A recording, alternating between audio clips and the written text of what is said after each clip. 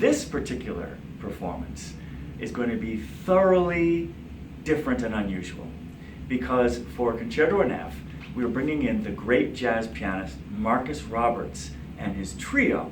So what's a jazz trio? Piano, bass, and drums. Now, Gershwin didn't write this for piano, bass, and drums. He wrote it for piano and orchestra. And so what's going to happen in this version is we'll play along, and then at certain points the orchestra will stop playing and the trio will go off on a flight of fancy, literally playing improv.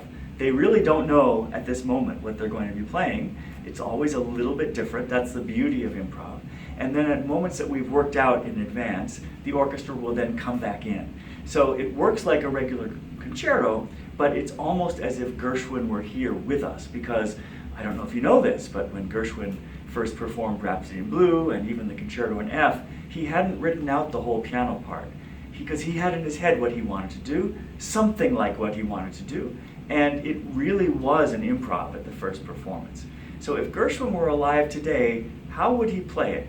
And Marcus Roberts and his trio have some very interesting, thoughtful ideas on how the jazz world might have changed if Gershwin were still alive, and if he had been alive in all the decades between when he wrote Concerto in F and then died prematurely of cancer until the present.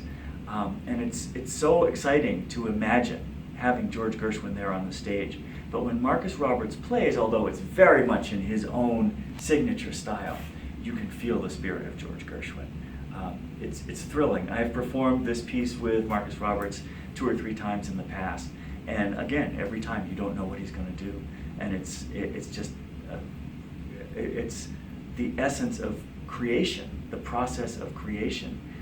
It's exactly what the composer does, but on the spot. So I get thoroughly excited by this concerto and by the prospect of what Marcus Roberts and his trio are going to do in collaboration with the Chicago Philharmonic.